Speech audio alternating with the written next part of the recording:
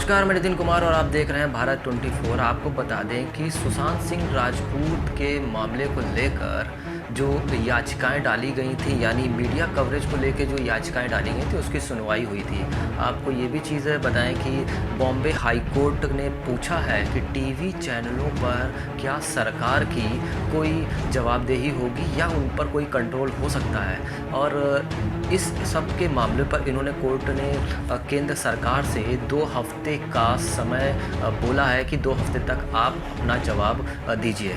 जिस तरीके से सुशांत सिंह राजपूत के मौत के मामले को लेकर टीवी चैनलों की रिपोर्टिंग दिन पर दिन सिर्फ एक ही मुद्दों को लेकर हो रही थी, जिसको लेकर याचिका पड़ी है। बॉम्बे हाई कोर्ट में याचिका डाली गई है, जिसको लेकर गुरुवार को उसकी सुनवाई हुई और सुनवाई के दौरान उन्होंने सरकार से ये चीज़ पूछी, क्या टीवी चैनलों पर नियंत्रण है कि नहीं है, या सिर्फ और सिर्फ ये इनका जो मन चाहेगा उस तरीके से ये अपना चलाएंगे। चाहे वो आज तक हो, चाहे रिपब्लिक टीवी हो, हर तरीके के जितने भी चैनल आप देख सकते हैं उसमें सिर्फ और सिर्फ इसी तरीके की सुबह से शाम तक रिपोर्टिंग करी जा रही थी, जिसको लेकर बॉम्बे हाई कोर्ट में याचिका डाली गई और जिसकी सुनवाई करी गई। सुनवाई करते हुए जस्टिस दीपांकर दत्ता और जस्टिस JS कुलकर्णी की पीठ ने केंद्रीय सूचना प्रसारण मंत्रालय को पक्षकार मानते हुए 2 हफ्तों का जवाब दाखिल करने का इनको बोला है कि 2 हफ्ते में आप अपना जवाब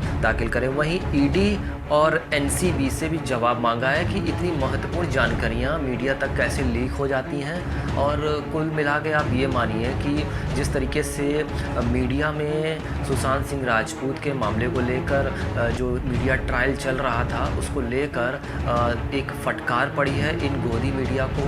और बहुत एक बड़ी ये मान के चलिए कि क्या सरकार इन टीवी चैनलों पर नियंत्रण नहीं रख पा रही है। जितना मन चाह रहा है वो उस तरीके की खबरों को मैनिपुलेट करके बढ़ा चढ़ के बता रहे हैं। तो एक ये मान के चलिए कि गोदी मीडिया या दरबारी मीडिया सिर्फ और सिर्फ इसी को ही कवरेज कर रही है। एक और मामला था सुनंदा पुष्कर का मामला, जिसमें मीडिया को फिर एक बार कोर्ट ने फटकार लगाई है। इस बार क्या हुआ है वो भी हम आपको बताते हैं। अर्नब गोस्वामी का रिपब्लिक टीवी को दिल्ली हाई कोर्ट ने बहुत बड़ी फटकार लगाई है। उन्होंने कहा है कि बेवजह बेफालतू की बयानबाजी से अर्नब गोस्वामी बचें। क्या था मामला वो भी हम आपको बताते हैं। सुनंदा पुष्कर की मौत के मामले पे मीडिया जो समांतर ट्रायल नहीं चला सकता है, ऐसा दिल्ली हाई कोर्ट कह रही है।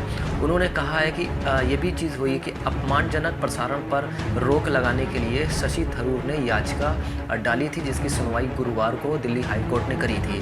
रिपब्लिक टीवी के अर्नब गोस्वामी को संयम बरतने और फालतू की बयानबाजी से बचने के लिए दिल्ली हाई कोर्ट ने कहा है। हाई कोर्ट की जस्टिस मुक्ता गुप्ता ने एकल पीठ पर सुनवाई करते हुए उन्होंने कहा है कि मीडिया इस तरीके की बयानबाजी से बचे और संयम बरते और फालतू की बयानबाजी ना करे।